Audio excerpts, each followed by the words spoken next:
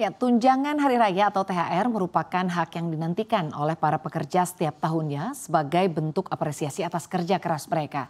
Selain memberikan kebahagiaan bagi para pekerja dan keluarganya dalam merayakan hari raya keagamaan, pencairan THR juga berdampak besar pada perputaran ekonomi nasional. Tahun 2025 ini, pemerintah kembali menegaskan komitmennya dalam menjamin pemberian THR bagi berbagai sektor.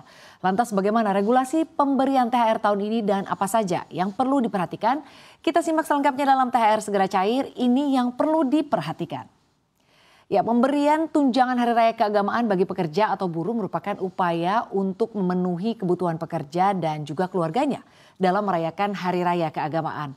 Hal ini berdasarkan peraturan pemerintah nomor 36 tahun 2021 tentang pengupahan Permenaker nomor 6 tahun 2016 tentang THR keagamaan bagi pekerja atau buruh di perusahaan.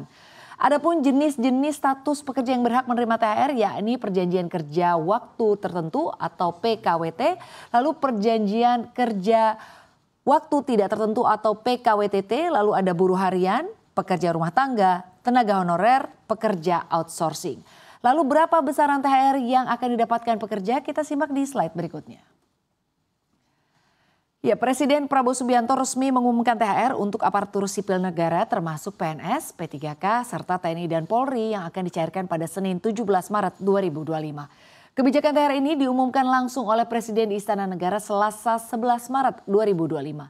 Besaran THR ASN diatur dalam peraturan pemerintah pada tahun 2024. Regulasi mengenai THR tercantum dalam PP nomor 14 tahun 2024 tentang tunjangan hari raya dan juga gaji ke-13.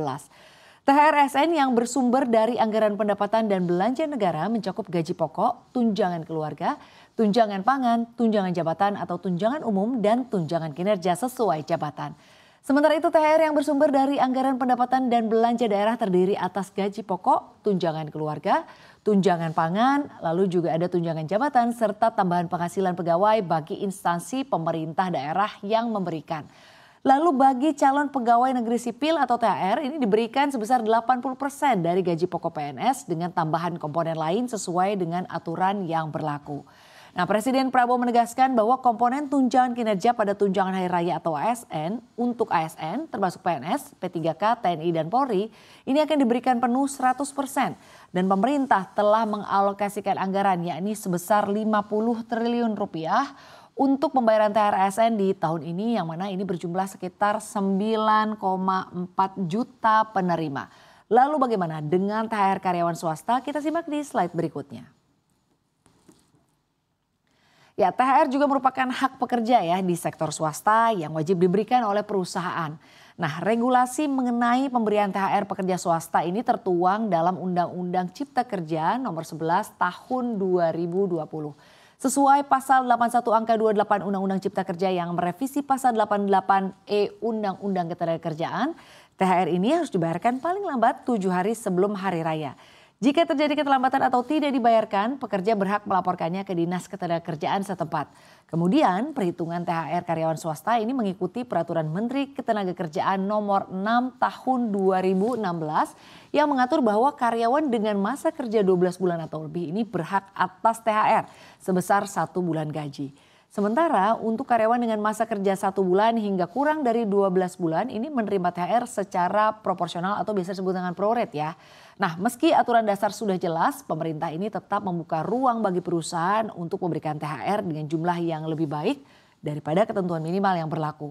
Lalu selanjutnya jika dalam perjanjian kerja peraturan perusahaan atau kesepakatan bersama sudah disebutkan bahwa THR ini lebih tinggi, maka perusahaan boleh menerapkan sesuai dengan kesepakatan tersebut. Lalu pemirsa, bagaimana dengan THR untuk para pengemudi ojek dan juga kurir online? Kita simak di slide berikutnya. Ya, Presiden Prabowo telah mengimbau perusahaan transportasi online di Indonesia untuk bisa memberikan mitra driver THR. Prabowo menjelaskan jika THR ini bisa diberikan dalam bentuk uang tunai dan akan tetapi menurut Prabowo hanya driver yang aktif yang disarankan untuk diberikan THR. Menteri Ketenagakerjaan Yasirli kemudian menerbitkan surat edaran terkait tunjangan hari raya termasuk bonus hari raya bagi mitra perusahaan transportasi online seperti Grab dan juga Gojek. Ada 5 ketentuan yang ditegaskan dalam surat edaran tersebut. Pertama, bonus hari raya keagamaan ini diberikan oleh perusahaan aplikasi kepada seluruh pengemudi dan juga kurir online yang terdaftar secara resmi pada perusahaan aplikasi. Lalu yang kedua, bonus Hari Raya Keagamaan ini diberikan paling lambat 7 hari sebelum Hari Raya Idul Fitri. Lalu yang selanjutnya kita lihat aturannya adalah bagi pengemudi dan kurir online yang produktif dan berkinerja baik, bonus Hari Raya Keagamaan ini diberikan secara proporsional sesuai kinerja dalam bentuk uang tunai dengan perhitungan sebesar 20% dari rata-rata pendapatan bersih bulanan selama 12 bulan terakhir. Lalu selanjutnya bagi pengemudi dan juga kurir online di luar kategori sebagaimana dimaksud akan diberikan bonus Hari Raya Keagamaan sesuai kemampuan perusahaan aplikasi. Lalu selanjutnya adalah pemberian bonus Hari Raya Keagamaan ini tidak menghilangkan dukungan kesejahteraan bagi pengemudi dan juga kurir online sesuai dengan ketentuan peraturan perundang-undangan yang telah diberikan oleh perusahaan aplikasi. Dan Menteri Yassin juga menuturkan bahwa pengemudi ojek saat ini ada yang berstatus full time dan juga part time. Dan menurut data yang dirangkum pemerintah setidaknya ada 250.000 akun yang aktif, sedangkan 1 juta hingga 1,5 juta akun lainnya ini berstatus part time atau pasif. Nah, agar pemberian bonus Hari Raya ini lebih berkeadilan, maka pemerintah tidak menyamaratakan besaran bonus yang diterima para pengemudi ojek online. Lalu jika para pekerja baik ASN, swasta maupun yang bersifat kemitraan ini tidak memperoleh THR sesuai ketentuan, bagaimana melaporkannya? Kita simak di slide berikutnya. Ya, Menteri Ketenagakerjaan Yasirli telah meresmikan Posko THR 2025 di kantor Kementerian Ketenagakerjaan dan hal ini seiring dengan dimulainya periode pemberian THR dan bonus Hari Raya oleh para perusahaan kepada para pekerjanya.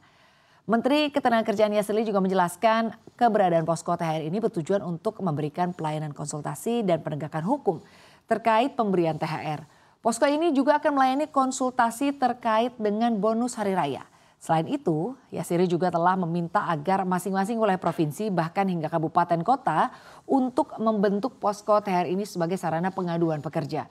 Posko ini akan beroperasi hingga tanggal 7 April 2025 dan setelah itu karena terkait dengan penegakan hukum maka yang bertugas adalah para pengawas ketenagakerjaan. Ya pemirsa, pemberian THR ini bukan hanya soal kewajiban perusahaan atau kebijakan pemerintah, tetapi juga bentuk penghargaan terhadap dedikasi para pekerja di berbagai sektor.